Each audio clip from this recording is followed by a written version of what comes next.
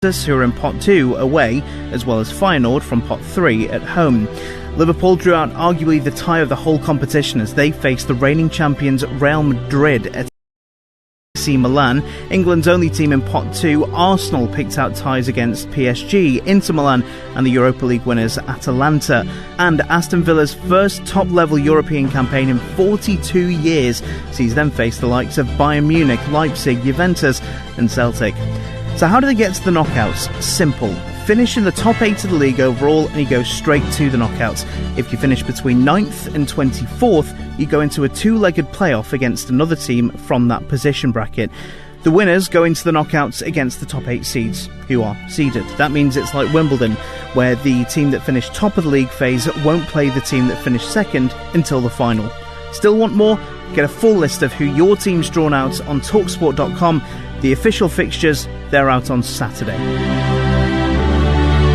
Well done, Tom Clayton. I think he simplified that. I think it's actually quite easy to understand now. All the teams will play 8 times. You'll play 4 games at home, 4 games away. The top 8 teams will qualify, as he said, automatically to the last 16. Those that are placed between 9th and 24th will compete in a two-legged knockout player for the chance to join them. Whoever, though, finishes 25th, remember it's 36 teams, whoever finishes 25th or lower is out. There is no going to the Europa League like they used to do. You're out. It's that. It's goodbye. Now, in terms of the teams, I mean, you look at it. Have you got the teams in front of you? I've got who do you think's got the hardest out of all the British sides? Oh, well, out of the British sides, I'm looking at it here. I mean, Arsenal, I think the draw has been very kind to Arsenal. Arsenal haven't really got that Goliath. In fact, you could argue that Arsenal are the Goliath. You are correct. Well, and bearing in mind their coefficient, they've been very lucky there. They've been very lucky. Yeah. You know, Arsenal, obviously, I'm not knocking Arsenal's record in this country or where they stand in the pantheon of great clubs. But they aren't a great European force. Agreed. So I think that they've done very well with the draw.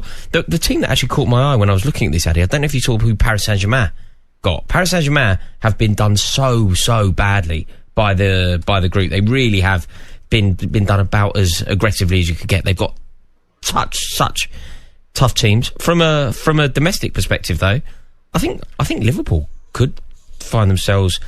I think they'll be fine. I think they'll get through it. But having to play Real Madrid and AC Milan and Bayer Leverkusen.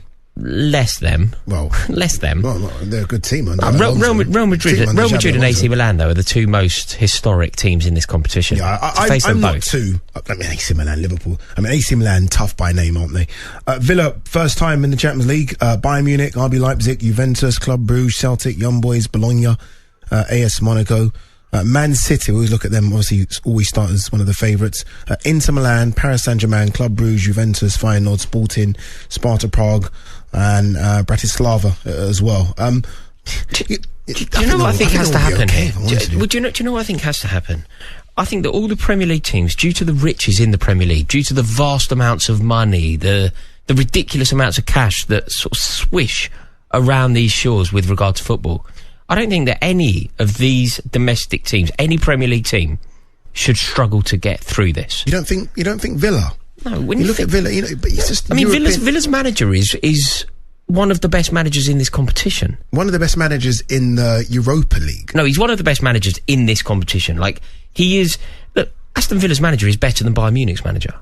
You know, Aston Villa are managerially a huge force, financially a huge force, historically a huge force. Yeah, they're not a European team by any stretch of the imagination. No, but if you think about former winners of the competition, in 1982, Aston Villa went to Holland and won the European Cup. I know it's a long time ago. Yeah. I know it's a long time ago, but it still exists. Yeah. It's still relevant to a degree, surely.